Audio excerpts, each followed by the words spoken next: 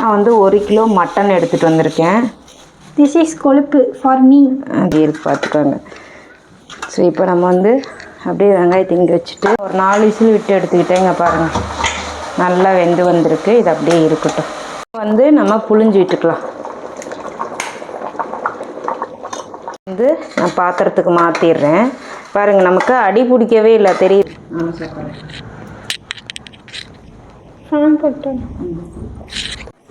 Hi my families. ரொம்ப நாளாக நம்மக்கிட்ட ஒரு கேள்வி கேட்டுகிட்டே இருக்காங்க. என்ன அப்படின்னு பார்த்தீங்கன்னா, குக்கரில் வந்து மட்டன் பிரியாணி குழையாமல் எப்படி செய்கிறது, ப்ராப்பராக எங்களுக்கு தண்ணி எவ்வளோ அளவு ஊற்றுறதுன்னு சொல்லிட்டு எங்களுக்கு ஒரு வீடியோ போடுங்கம்மான்னு சொல்லி கேட்டிருந்தீங்க. ஸோ அதுக்காகவே இன்றைக்கி வந்து நம்ம மட்டனில் வந்து சீரக சம்பா வச்சு தான் நம்ம பண்ண போகிறோம். சரி வாங்க வீடியோக்குள்ளே போகலாம். வீடியோக்குள்ளே போகிறதுக்கு முன்னாடி லைக் பண்ணுங்கள், ஷேர் பண்ணுங்கள், கமெண்ட் பண்ணுங்கள், மறக்காமல் சப்ஸ்கிரைப் பண்ணிவிட்டு பக்கத்தில் இருக்க பெல் ஐக்கான் கிளிக் பண்ணிக்கோங்க. அப்போ தான் நாங்கள் போகிற வீடியோஸ் உங்களுக்கு நோட்டிஃபிகேஷன் வந்துகிட்டே இருக்கும். சரி, ஓகே, வாங்க போகலாம்.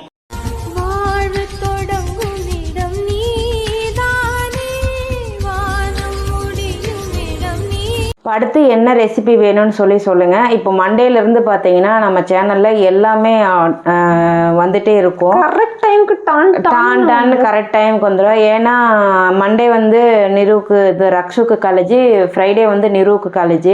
ஸோ லஞ்ச் பாக்ஸ் ரெசிபிலேருந்து எல்லாமே நான் வந்து 1 pot ரைஸ் அந்த மாதிரி தான் அதிகமாக கொடுத்து விடுவேன் காலேஜுக்கு.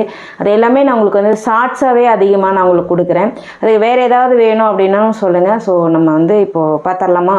வளவலன்னு பேச வேண்டாம். வந்து சீரக சம்பா அரிசி எடுத்திருக்கேன். மட்டனுக்கு வந்து எங்கள் வீட்டில் ரக்ஷுக்கு வந்து மட்டன் பிரியாணிக்கு சீரக சம்பா தான் ரொம்ப பிடிக்கும். பிரியாணினாலே சீரக சம்பா. இந்த டம்ளரில் பார்த்தீங்கன்னா உள்ளார 1 டம்ளர் இருக்குது. இதில் தலை தட்டி இருக்குது. இவ்வளோ தான் அரிசி இருக்குது. இது கிட்டத்தட்ட பார்த்தீங்கன்னா ஒரு 3/4 கிலோ லெவலுக்கு வரும். ஸோ இப்போ இது வந்து நான் அரிசி இவ்வளோ சேர்த்திக்கலாம். இப்போ வந்து கழுவ வேண்டாம். அரிசி நான் சொல்கிற டயத்து கழுவுனா போதும்.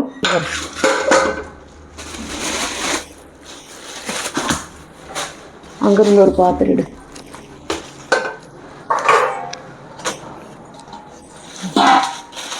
இப்போ நான் வந்து 1 கிலோ மட்டன் எடுத்துகிட்டு வந்திருக்கேன். திஸ் இஸ் கொழுப்பு ஃபார் மீ. அது ஆமாம், அது கடைசி இது பண்ணிக்கலாம். இப்போ இதை வந்து நல்லா கழுவிட்டு குக்கரில் வந்து ஒரு 3 விசில் விட்டு எடுத்துக்க போகிறேன். ஏன் விசில் விட்டு அந்த தண்ணியெல்லாம் வேஸ்ட்டு பண்ண வேண்டாம். அதனால் கழுவிட்டு நம்ம என்ன தண்ணி ஊற்றுறோமோ அந்த தண்ணி நம்ம புழங்கறதுக்கு வச்சுக்குமோ அதை யூஸ் பண்ணிக்கலாம். இப்போ நல்லா அதை கழுவி எடுத்துக்கலாம். நல்லா கழுவியாச்சு. இஞ்சி பூண்டு பேஸ்ட் நம்ம வீட்டில் அரைச்சது இல்லை, அதனால் கடையில் வாங்கினது தான். அது வந்து 5 ரூபா பாக்கெட், 1 பாக்கெட் உள்ளே சேர்த்துக்கலாம். மட்டனை பொறுத்த வரைக்கும் இஞ்சி பூண்டு பேஸ்ட்டு தான் மெயினு. ஏன்னா அப்போ தான் நல்லா கறி வேகும். காரத்துக்கு தகுந்த மாதிரி மிளகாத்தூள், காஷ்மீரி மிளகாத்தூள் எடுத்திருக்கேன் பார்த்துக்கோங்க. அது வந்து நான் 1 ஸ்பூன் அளவுக்கு போட்டிருக்கேன். எங்கள் வீட்டில் நாங்கள் நல்லா காரம் சாப்பிடுங்கிறனால 1 ஸ்பூனு இந்த அளவு நான் போட்டுக்கிறேன். இப்போ இது கூட நம்ம கொஞ்சம் கல்லுப்பு சேர்த்துக்கலாம். 1 ஸ்பூன் அளவு கல்லுப்பு போட்டு நல்லா மிக்ஸ் பண்ணி விட்டுக்கலாம். 1 ஸ்பூன் அளவு தயிர் சேர்த்திக்கிறேன். பசுமாட்டு தயிர் இருந்துச்சு, அதை சேர்த்திக்கிறேன். பேக்கெட் தயிர் இருந்தால் கூட நீங்கள் சேர்த்திக்கலாம். இதையும் சேர்த்து நல்லா மிக்ஸ் பண்ணிக்கலாம். இப்போ செய்யும்போதே பாருங்கள், நமக்கு நல்லா மிக்ஸ் ஆகிடுச்சு. நம்ம தண்ணியே ஊற்ற தேவையில்லை, ஊற்றவும் இல்லை சொல்லப்போனால். இப்போ இதை நல்லா மிக்ஸ் பண்ணியாச்சு. இதை போட்டு ஒரு 3 to 4 விசில் விட்டு எடுத்துக்கலாம். நான் இப்போ மூடி போட்டேன். மூடி போட்டது காட்டலாம். இன்னும் பண்ணல, மூடி போட்டேன். கை கழுவுன தண்ணி தான் அதுக்குள்ளே லைட்டாக விட்டுருக்கேன். மூடி போட்டு ஒரு 3 to 4 விசில் விட்டு எடுத்துக்கலாம். ஆமாம். இப்போது நம்ம வந்து அரிசி கழுவிட்டேன். மட்டன் வேக வச்சுட்டு இந்த அரிசி 3 கழுவு கழுவிட்டு அப்படியே ஊற வச்சிட்டேன். புதினா கொத்தமல்லி வந்து கொஞ்சம் எடுத்துருக்கேன். இரு 4 பெரிய வெங்காயம். ஏன்னா நம்ம 1 கிலோ மட்டன் 3/4 கிலோ அரிசி போடுறேன். 4 பெரிய வெங்காயம். அதே சைஸ்லேயே வந்து தக்காளி எடுத்திருக்கேன். 4 தக்காளி. காரத்துக்கு தகுந்த மாதிரி பச்சை மிளகாய் எடுத்திருக்கேன். நான் பார்த்தீங்கன்னா ஒரு 6-7 பச்சை மிளகாய் எடுத்திருக்கேன். இது பெருசாக காரம் இருக்காது. இது வந்து நான் கீரி போட மாட்டேன், லைட்டாக ஓட்ட போட்டு அப்படியே எண்ணெயில் போட்டுரும். அதனால் காரம் கொடுக்காது. இப்போ இதை வந்து நம்ம மெல்லிசாக வெட்டிக்கலாம். 3 வெங்காயமும் நம்ம ஆனியன் ரைத்தாவுக்கு அது ஒரு ஓரமாக இருக்கட்டும். அது கடைசி வரைக்கும் இருக்கும். அப்புறம் அன்றைக்கி ஒரு நாள் தேங்காய் சட்னி, தேங்காய் இல்லாத தேங்காய் சட்னின்னு போட்டு அதுக்கு நிறைய பேர் தேங்காய் வச்சுருக்கீங்கன்னு சொல்லி என்னை கேவலமாக திட்டினீங்க. அதனால் இப்படி சொல்லி நான் வந்து பச்சை மிளகாய் லைட்டாக இந்த மாதிரி போட்டு விட்டுருவேன், கோடு மட்டும். ஏன்னா எண்ணெயில் வெடித்து நம்ம மேலே தெரிக்காது. ஸோ அதனால் லைட்டாக போட்டு விட்டுருவேன். அது ஒரு ஓரமாக எடுத்து வச்சாச்சு. வெங்காயம் நல்லா மெலிசாக நம்ம வெட்டிக்கணும். ஸோ ஷார்ப்பாக நீல வாக்கில் மெலிசாக வெட்டிக்கணும். இந்த அந்த மட்டன் விசில் வர கேப்பு நம்ம ஆனியன் தக்காளி வெட்டுற கேப்பு தான் அரிசி ஊறுற கேப்பாக இருக்கணும். அப்போ தான் வந்து அரிசி நல்லாயிருக்கும், சாப்பாடு நல்லாயிருக்கும். இதை வெட்டி எடுத்துக்கலாம். ஏத்தங்க என்ன பண்ணுற? இதோ எல்லாம் ரெடி பண்ணிகிட்ருக்கேன். ரெசிபி எடுத்துக்கிட்டு இது பண்ணிகிட்ருக்கேன். மட்டன் வெந்துகிட்ருக்கு. வெங்காயம் வெட்டிகிட்ருக்கேன். அரிசி ஊற வச்சாச்சு. சரிம்மா. சரி நீ இதை பண்ணு. நான் போய் தலைக்கு எண்ணெய் வச்சுட்டு ஹால் பெட்ரூம் க்ளீன் பண்ணிட்டு அதுங்க நீ இதை பண்ணிட்டு ஃப்ரிட்ஜை க்ளீன் பண்ணிடு. எனக்கு அங்கே பெட்ரூமில் இருக்குல்ல என்னது அந்த அன்னைக்கு மார்க்கெட்டுக்கு போயிட்டு இருந்தது பேகு அதெல்லாம் எடுத்துட்டு. ஆமாம் ஆமாம் ஓகே வச்சாச்சு. என்னென்ன ஸ்பைசஸ் எடுத்துருக்கேன்னு பார்த்துக்கலாமா? தக்காளி பொடியை வெட்டிட்டேன். தக்காளி நீல வாக்கில் வெட்டியிருக்கேன். புதினாவும் வெட்டி வச்சுருக்கேன். வெங்காயம் வெட்டியிருக்கேன். அந்த 3 வெங்காயம் அங்கேயே இருக்குது பார்த்துக்கோங்க. ஸோ இப்போ நம்ம அப்படியே வெங்காயத்தை இங்கே வச்சுட்டு இந்த பக்கம் படுறோம்மா. ஒரு ஸ்டார் பூ நம்ம 2 வேணுனாலும் போட்டுக்கலாம். நான் 1 போதும். நல்லா வாசம் கம்மகம்மான்னு எடுத்து கொடுக்கும். பட்டை ஒரு 6 கிராம்பு 4 ஏலக்காய். சரி 1 கிலோ அளவுக்கு எடுத்துக்கலாம். 2 பிரிஞ்சாலி எடுத்து 2ஆக கிழிச்சு வச்சுருக்கேன். கல்பாசி ரோஸ் இதழ் எல்லா சூப்பர் மார்க்கெட்லேயும் கிடைக்கும். நம்ம வாங்கிக்கலாம். குக்கர் நமக்கு பார்த்திங்கன்னா நல்லா சூடானால் தான் நம்ம ஆயிலோ இல்லை நெய்யோ ஊற்றணும். இப்போ நான் நெய் ஊற்றிக்கிறேன். இது நான் வீட்டிலே காய்ச்சின நெய். பார்க்கும் போதே தெரியும். டப்பா மட்டும்தான் நான் உதயகிருஷ்ணா அது. நான் ஒரு 1.5 ஸ்பூன் அளவு நெய் சேர்த்திருக்கேன். உங்களுக்கு நெய் வேண்டான்னா லாஸ்ட்டாக வேணும்னாலும் சேர்த்திக்கலாம். இல்லை நெய்யே எங்களுக்கு பிடிக்காதுனாலும் நீங்கள் நெய் அவாய்ட் பண்ணிவிட்டு கடலெண்ணெய் இருந்துச்சுன்னா நீங்கள் யூஸ் பண்ணிக்கலாம். நெய் நல்லா சூடாயிருச்சு. இப்போ ஒரு 100 கிராம் நம்ம தாளிக்கிற எண்ணெய் சேர்த்திக்கலாம். நல்லா சூடேறிச்சு. இப்போ எடுத்துருக்கிறதெல்லாம் நம்ம உள்ளே சேர்த்து நல்லா மிக்ஸ் பண்ணி விட்டுக்கலாம். இப்போ பொரிஞ்சோடனே வெங்காயம் போட்டுக்கலாம். வெங்காயத்து கூட பச்சை மிளகாய் சேர்த்திக்கலாம். கொஞ்சம் உப்பு சேர்த்து வெங்காயத்தை நல்லா வதக்கிக்கலாம். நமக்கு நல்லா வெங்காயம் வதங்கிடுச்சு. இன்னும் 2 நிமிஷம் அப்படியே வதங்கிட்டு பாருங்களேன். பச்சை மிளகாய் நமக்கு உடஞ்சே வரலை. ஸோ அதனால் நம்ம மிளகாத்தூள் போட்டிருக்கனால காரம் அவ்வளோக்கா எடுத்து கொடுக்காதுன்னு சொல்கிறதுக்காக தான் இதை காட்டுறேன். நல்லா வதங்கட்டும். போட்டுக்கலாம் பண்ணிக்கலாம். இப்போ கொஞ்சமாக நம்ம கல்லுப்பு சேர்த்துக்கலாம். அப்போ தான் நல்லா தக்காளி கொஞ்சமாக கல்லுப்பு போட்டு நல்லா வதக்கலாம். ஒரு 4 விசில் விட்டு எடுத்துக்கிட்டேங்க பாருங்கள். நல்லா வெந்து வந்திருக்கு. இது அப்படியே இருக்கட்டும். நல்லா தக்காளி வதங்கி வந்துருச்சு. இப்போ புதினா கொத்தமல்லியில் உள்ளே சேர்த்திக்கலாம். இஞ்சி பூண்டு பேஸ்ட்டு நான் சேர்த்திக்கிறேன். ஏன் நான் தக்காளி வதங்கின பின்னாடி சேர்த்திக்கிறேன்னா அதுக்கு ஒரு ரீசன் இருக்குது. நான் சொல்கிறேன். ஃபுல்லாக பார்த்துட்டே வாங்க. ஒரு பேக்கெட் போட்டிருக்கேன். 5 ரூபா பேக்கெட்டு. 5 ரூபா பேக்கெட் மட்டனில் போட்டிருக்கோம். 5 ரூபா பேக்கெட் இதுக்குள்ளே இஞ்சி பூண்டு பேஸ்ட்டு போட்டிருக்கோம்.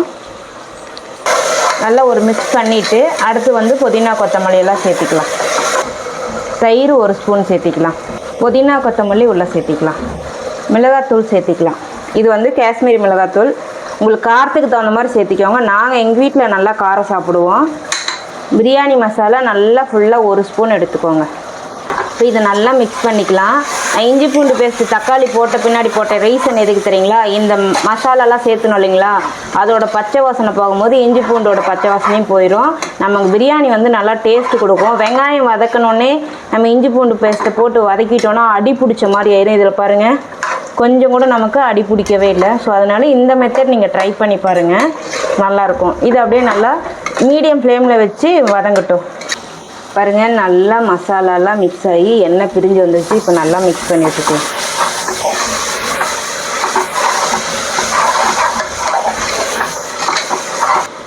இப்போ நான் கொழுப்பு கொஞ்சம் வாங்கிட்டு வந்தேன். எனக்கும் லோ ப்ரெஷர் இருக்கனால கொழுப்பு சாப்பிட்டா ரொம்ப நல்லது. அதனால் அதை இதுக்குள்ளே போட்டு ஒரு மிக்ஸ் பண்ணிவிட்டு அதுக்கப்புறம் மட்டன் போட்டுக்கலாம். கொழுப்பை நல்லா நான் பரட்டி எடுத்துகிட்டு ஒரு 5 நிமிஷம் சிம்மில் வச்சு வேக வச்சு எடுத்துகிட்டு இதை அப்படியே சாப்பிட்டுக்கலாம். இங்கே காட்டு மட்டன். இப்போ மட்டன் அப்படியே கரண்டி வச்சு ஒரு மிக்ஸ் பண்ணி விட்டுட்டு இதை நம்ம உள்ளே சேர்த்திக்கலாம். பார்ப்பாங்க மக்கள். மட்டன் உள்ளே சேர்த்திக்கலாம். எல்லாமே மிக்ஸ் பண்ணிக்கலாம். அங்கே பாருங்கள் நல்லா மிக்ஸ் ஆகிடுச்சு. இப்போ தான் தண்ணி அளவு நமக்கு ரொம்ப இம்பார்ட்டன்ட். அதை நான் தெளிவாக சொல்லிடுறேன். இது அப்படியே நல்லா ஒரு 2-3 கொதி வரட்டும் மீடியம் ஃப்ளேமில் வச்சு. இதிலே பார்த்திங்கன்னா 1 டம்ளர் அளவுக்கு நமக்கு தண்ணி இருக்குது. இந்த மட்டன் வேக வச்சது மசாலா இது பண்ணதில் பாருங்கள் நல்லாவே முழுகிற அளவுக்கு பாருங்கள் மட்டன்லாம் நல்லா முழுகிற அளவுக்கு தண்ணி இருக்குது. இப்போ இதை பேஸ் பண்ணி தான் நம்ம தண்ணி அளவு எடுக்க போகிறோம். நான் இந்த டம்ளரில் நான் அரிசி எடுத்தேன். ஸோ நீங்கள் எந்த டம்ளரில் அரிசி எடுக்கிறீங்களோ அந்த டம்ளரில் தண்ணி அளந்துக்கோங்க. இப்போ அங்கே 1 டம்ளரு நம்ம கணக்காக 2 டம்ளர் அரிசி வச்சுக்கலாம். நான் 1.25 டம்ளர் தான் எடுத்தேன். இப்போ இதில் 2 டம்ளர் தான் நான் தண்ணியே எடுத்துக்க போகிறேன் ஆக்சுவலாக. இப்போ கரெக்டாக நான் வந்து 2 டம்ளர் தண்ணி எடுத்திருக்கேன். இந்த தண்ணி போதுமான தாராளமாக போதும். ஏன்னா சீரக சம்பா வந்து வேகிறதுக்குலாம் ரொம்ப நேரம் எடுத்துக்காது, சடனாக வெந்துடும். ரொம்ப தண்ணி அதிகமாகிடுச்சுன்னா சோறு வந்து குழஞ்சி போன மாதிரி ஆயிரும். இப்போ இதுதான் நம்ம வந்து அளவு எடுத்துக்கணும். பாஸ்மதி ரைஸ்க்கு வேறு மெத்தேடு, நான் அதுவும் கண்டிப்பாக ஒரு நாள் தெளிவாக உங்களுக்கு வந்து அளவு போட்டு போடுறேன். நல்லா கொதிச்சு வந்துருச்சு, எண்ணெய் பிரிஞ்சு வந்துருச்சு. இப்போ நம்ம எடுத்துருக்க தண்ணியை உள்ளே சேர்த்து நல்லா மிக்ஸ் பண்ணிவிட்டு, இப்போ உப்பு காரெல்லாம் ஒரு டைம் நம்ம செக் பண்ணிக்கலாம்.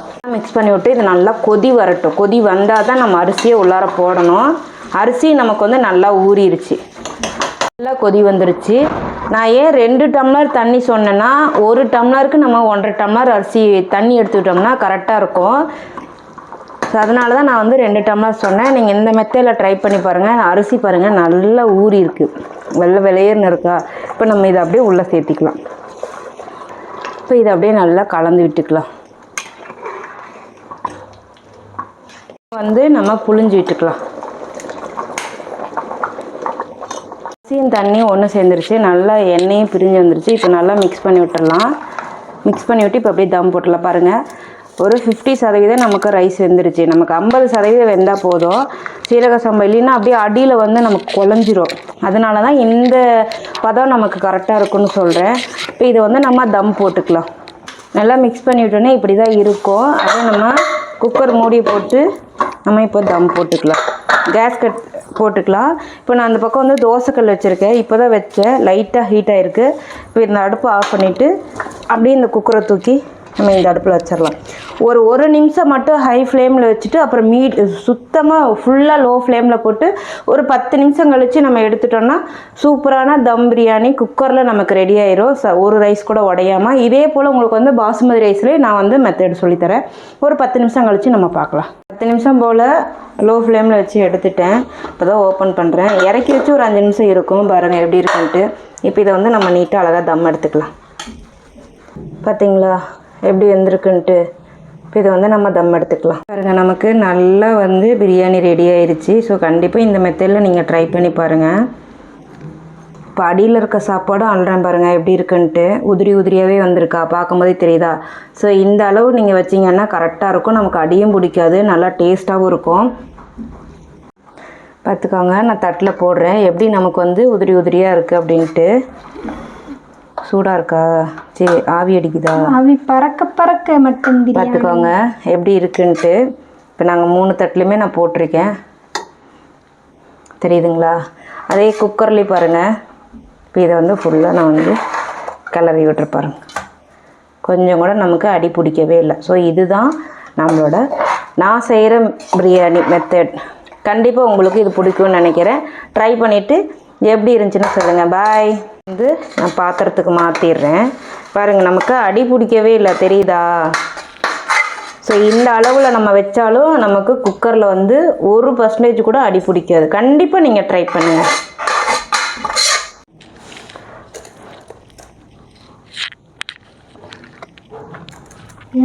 செம்மையாக இருக்குது. சீரியஸாகவே செம்மையாக இருக்குது.